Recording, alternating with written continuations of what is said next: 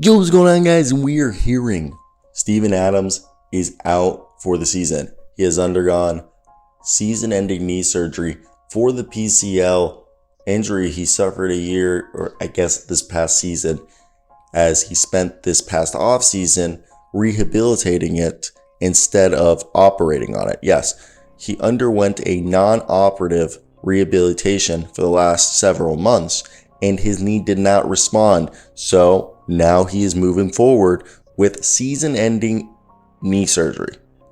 If you guys haven't made those bets yet, Santi Alama might be most improved player of the year, because the front court is now Jaren Jackson Jr., Santi Alama, and Xavier Tillman, as Brandon Clark is also expected to miss the entire year or most of the year recovering from that Achilles tear. So let's get right into today's video. I want to hear your thoughts down below in the comment section. What do you guys expect from the Grizzlies? And let's just talk about the Steven Adams injury, because it's pretty crazy. So when I look at this situation, I think first off, I wonder if the Memphis Grizzlies were in agreement with this rehab plan. Typically, when a player undergoes a certain rehabilitation plan, it's in agreement or in accordance to whatever the team's medical staff is, because usually the team's medical staff is the best or just as good of whatever else that can offer. So I do want to know if this decision to do a non-operative rehabilitation this offseason, instead of just fully when the injury initially occurred, getting surgery done, was recommended by the organization, or was this a decision that was made by Steven Adams? As I think this is obviously a decision, if it was made by Steven Adams against the wishes of the organization are probably going to try to be Pontius Pilates and move on, as at this point they probably don't see a reason for why they should give an extension. And in terms of, like, look, Steven Adams is clearly, I don't know if he's going to be in their long-term plans, and I think they need to look at Xavier Tillman and especially Santi Alama and say, boys, you need to be ready, because we're moving forward. Okay, your time is nigh. We thought we were going to get another year, all right, another year, but nah, Steven Adams, yeah, we signed him to that 2-year, $25 million extension, like he's going to be under contract next year, but I bet you they probably are going to start looking for somebody to take that money, because they can't. They especially if Santi Alama comes out here and averages like 12, 7, and 3, I think everyone's happy. Or if Xavier Tillman comes out here averaging 8 and 8, I think everyone's happy. And that's because this is a team that they can't wait around anymore. Everyone's getting older. So for me, you look at the situation, especially with Steven Adams, who he kind of started to have the Rudy Gobert effect in the playoffs, where you couldn't play him.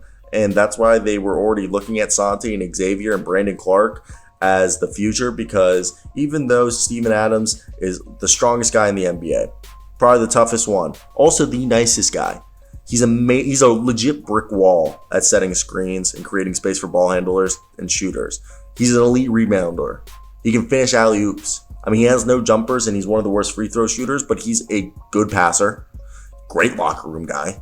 Teammates love him. And that's why I have to think that this decision for no surgery was the organization's and not our man's, because I don't think Steven Adams would have gone against the wishes of the organization. Truly, I do not believe that. So when I look at this, I'm just precarious to believe that this was Steven Adams' sole decision to do this. So I want to hear your guys' thoughts down below. What do you guys think of this situation, and whose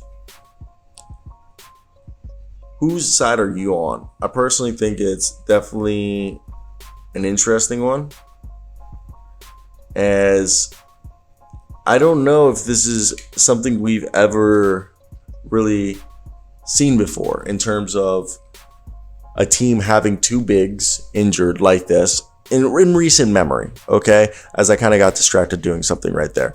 In recent memory, we haven't had a team. I mean, you could say DeMarcus Cousins and Anthony Davis back in the Pelicans, but in a situation where a team that they had Brandon Clark and Steven Adams, where they have one young guy, one older guy, two key players in their front court, gone now. And it's forcing Jaren Jackson Jr. A to be a better rebounder. It forces Santi Aldama to figure it out. Xavier Tillman, I guess what you would say Xavier Tillman's problem is like there's no offense. And like I actually very much like Xavier Tillman. I have always liked him since he came out of Michigan State. I literally had the team in my head. I don't know why. I almost wanted to say it. But he's 6'8", okay? And he plays tough, and he's a solid rebounder. And he can make plays out the front court. He's got some smooth scoring ability and has versatility on defense, able to guard bigs and wings. But he's not the most athletic guy, and he's kind of an inconsistent three-point shooter. It's just that it's not the best. But at least he's willing to shoot from deep. Then you got yourself Santi Aldama, who I have always said could really develop into a stud and be the savior to the front court next to Mr. Jaren Jackson Jr. Now, will he finally put it together?